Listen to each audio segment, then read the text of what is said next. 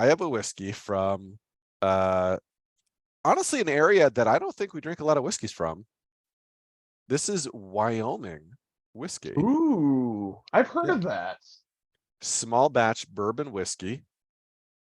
Distilled and barreled and bottled in Kirby, Wyoming. I don't know where in Wyoming that is. I haven't heard of it, and I've definitely been through Wyoming a couple of times. But yeah, On the it's case. the batch number 95. It's aged 5 years, and I don't know. I like the look of it. It's 88 proof, and yeah, I've got it here actually in a wine glass because I didn't seem to have a clean whiskey drinking glass, but I've got a one big rock in it as well. So I'm gonna pour it in there, give it a smell, give it a taste, and let the folks know at home if Wyoming is the Kentucky of the West. I hope it is, because that would be a great thing to put on the in the welcome center. Yes, definitely. The smell is pretty strong. And I don't know if it's because this glass is shaped differently than I'm used to and it's releasing more of the smell or concentrating it more. I'm not sure, but I was almost taken aback when I gave it a smell. And I say this like fully realizing that I'm a little stuffed up, so I didn't even think the smell would come through as much, but it definitely does.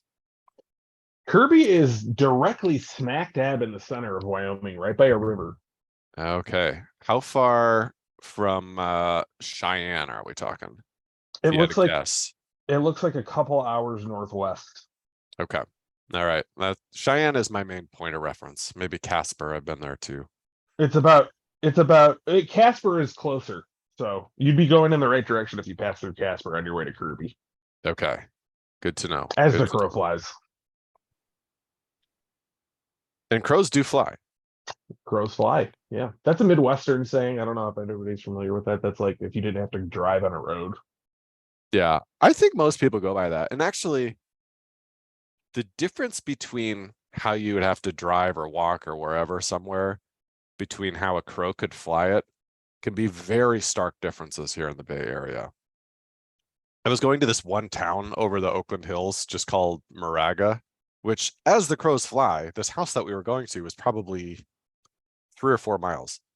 It still took 25 minutes to get there because we have to go over this hill and then the road is so windy coming down this hill. It's almost kind of scary. Wow, And then we're there. But like if a crow is doing it, no sweat. that crow would be like, "This is child's play."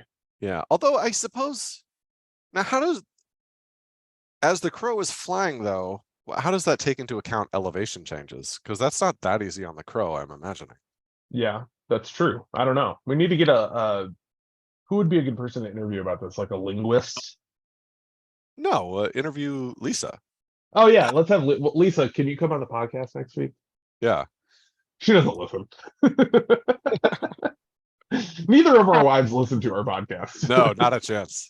Nope. All right. I took my first sip as we were discussing important things there.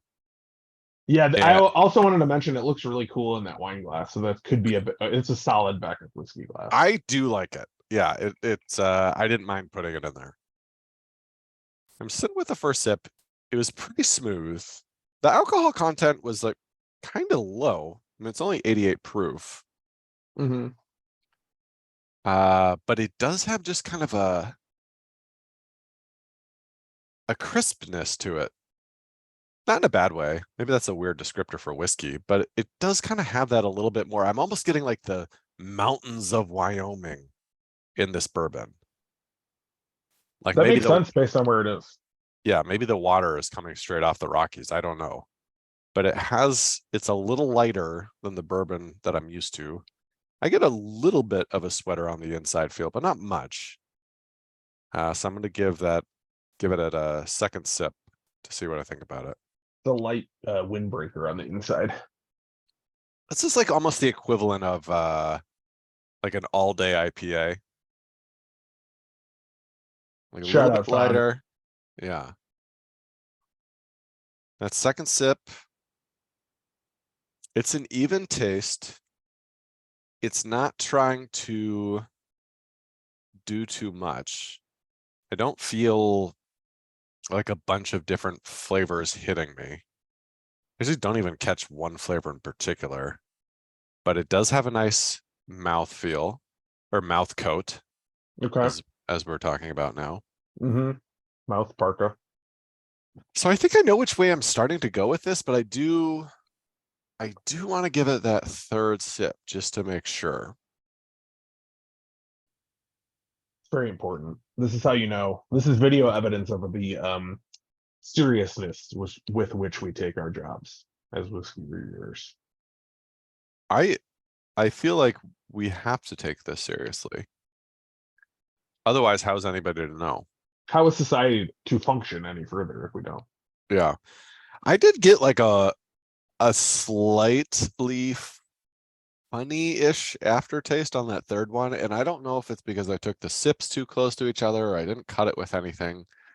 That could be part of it. But it is, oof, this is tough because the first two sips, I would say this probably goes on the smooth train. The third sip started to go in the direction of, are you gonna make this train in time or not? I'm not sure. Running for the L. Yeah. But I think as I'm sitting with it a little bit more, the whiskey was reasonably priced. It was in the 30s. It is a whiskey I would sip. And I think if anything is in the 30s, and I would reasonably sip it on its own. Like that's a kind of its own stamp of approval. I'm gonna put Wyoming whiskey, small batch bourbon whiskey on the smooth train. I know there's maybe not a lot of passenger trains running through Wyoming, but this one belongs on it. I'm happy because I'd heard of it and I thought I heard good things about it. So I didn't want to taint I didn't want to poison the well before you reviewed it, but Yeah, I had heard good things. So I'm glad to see that it's on the smooth train now. no, it is. It's on that smooth train.